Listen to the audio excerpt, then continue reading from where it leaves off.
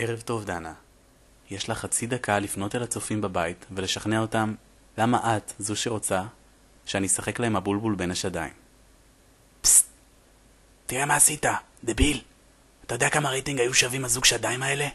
יורם, כמה פעמים אפשר להגיד לכם? תרגיעו עם האישונים. אפשר לדעת איפה זאת עם השדיים? אותך?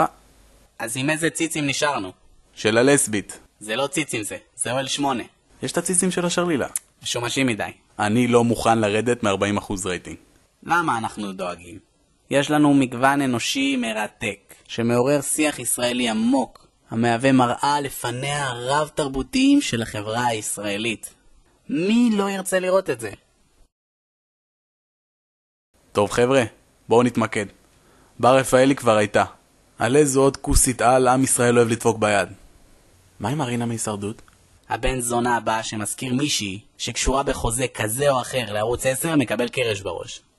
רותם סלע? רק תוודא שהיא באה בבקיני, לא כמו הפדיחה שעשית עם בר רפאלי.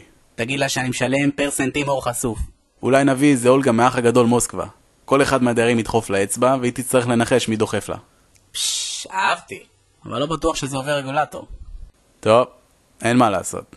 במשימה הבאה משתילים לגמד שדיים והדג משחק לו עם הבולבול.